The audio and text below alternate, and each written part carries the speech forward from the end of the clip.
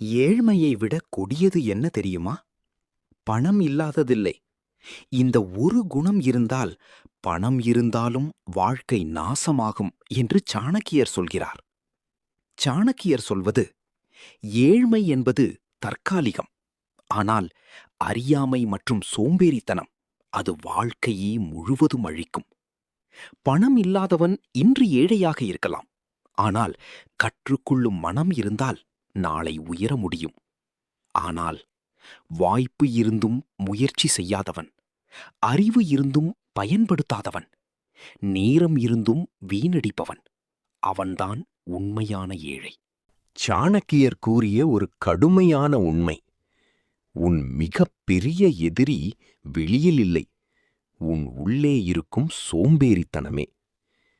ஏழ்மை உன்னிடம் இருந்து பணத்தை மட்டும் எடுக்கும். ஆனால் சோம்பேறித்தனம் உன் கனவுகளையும் எதிர்காலத்தையும் மதிப்பையும் எடுத்துவிடும். நினைவில் வை, பிறந்த சூழ்நிலை உன் தவறு இல்லை. ஆனால் அதே நிலையில் இறப்பது உன் முடிவு. இன்று நீ மாற்றவில்லை என்றால் நாளை உன் வாழ்க்கையும் மாறாது.